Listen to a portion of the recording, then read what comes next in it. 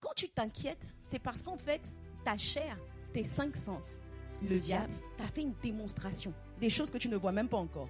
Et tu vas voir que par exemple, quand tu es dans la dépression, quand tu es dans l'inquiétude, quand tu te sens rejeté, que tu te sens pas aimé, c'est parce qu'il y a ce qu'on appelle des forteresses ou encore des prisons intérieures qui t'ont fait une démonstration de ce que tu n'es pas aimé.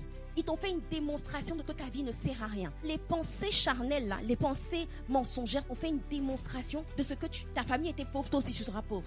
Il t'a fait une démonstration. Il t'a dit si ton père, si ta mère a mis 20 ans pour avoir un enfant et qu'elle a fait plusieurs fausses couches, toi maintenant tu es enceinte, étant donné que depuis ça fait même 10 ans que tu n'arrives pas à avoir d'enfant, ça veut dire que quand tu vas même avoir un enfant, tu vas d'abord faire 5 fausses couches.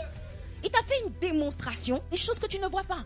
Il t'a démontré que si ta mère a eu le cancer et qu'elle est morte du cancer, que vous avez prié mais elle est quand même morte du cancer, donc, et que ta tante aussi a eu le cancer, ça veut dire que ce qu'il fallait démontrer, c'est que désormais, ça veut dire que toi aussi, tu vas avoir le cancer. Le diable te fait une démonstration de ce que tu vas échouer. Le diable te fait une démonstration de ce que, en fait, tu devrais commettre l'impudicité.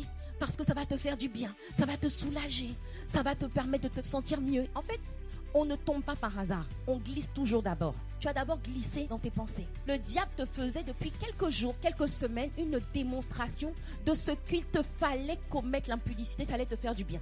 Tu dois apprendre toi aussi à faire une démonstration de ta foi.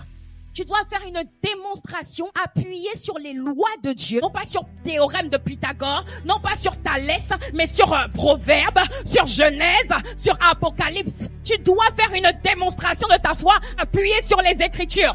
En t'appuyant non seulement sur ce que la parole de Dieu dit, sur les principes de Dieu, c'est-à-dire sur les lois de Dieu, mais aussi je dois m'appuyer sur les histoires de la Bible qui m'attestent que les lois que Dieu a données dans sa parole sont vraies et réelles. Oh, dis avec moi un bon amen.